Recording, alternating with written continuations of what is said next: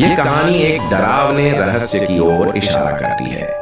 अनुज का नाम सुनते ही हर किसी के मन में डर की लहर दौड़ जाती है, क्योंकि वह वो लड़का था जिसकी चीखें रात के सन्नाटे में कभी भी सुनाई दे सकती थी। ये कहानी उस पुराने घर की है जहां अनुज और उसका परिवार रहते थे। लेकिन कुछ महीने पहले ही अनुज का अचानक गायब हो जाना पूरे गांव के लिए एक रहस्य बन गया था।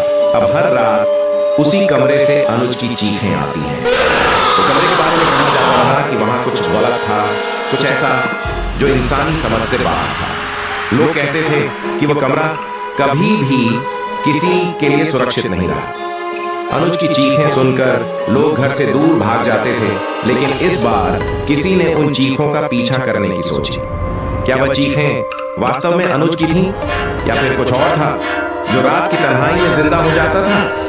गांव के बुजुर्गों का मानना था कि अनुज के कमरे में कोई परछाई रहती है, कोई ऐसी आत्मा जो अधूरी इच्छा लेकर वहां बसी हुई है। जब अनुज अचानक लापता हुआ तो लोगों ने समझा कि वह कहीं चला गया होगा, लेकिन अब हर रात वही डरावनी चीखें पूरे गांव को जगा देती हैं। अनुज का बचपन का दोस्त विक्रम गांव आया। उसने चीखों के बारे में सुना तो हंस पड़ा। कौन डरता है ऐसी बातों से? मैं उस कमरे में जाकर खुद देखूंगा। रात के ठीक 12 बजे विक्रम उस घर में दाखिल हुआ। चारों ओर सन्नाटा था, खिड़कियां बंद थीं, लेकिन हवा अंदर तक महसूस हो रही थी, जैसे कोई सांस ले रहा हो। उसने धीरे से दरवाजा खोला, जो खुद ही कर्रा करके खुल गया। अंदर घुप अंधेरा था, सिर्फ दीवार पर एक पुराना शीशा लगा था। तभी विक्रम को वही चीख सुनाई, बिल्कुल पास से, बचाओ, मुझे मत छोड़ो। उसकी रूह कांप गई, लेकिन उसने खुद को संभाला और मोबाइल की टॉर्च जलाई। तभी उसे शीशे में अनुज का चेहरा दिखा।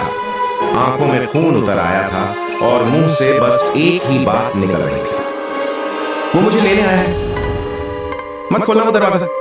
विक्रम ने पीछे मुड़कर देखा, वहां कोई नहीं था। लेकिन जब उसने दरवाजे की ओर कदम बढ़ाया तो दरवाजा अपने आप बंद हो गया और उस कमरे में अचानक ठंडक फैल गई, जैसे मौत की परछाई उतर आई हो।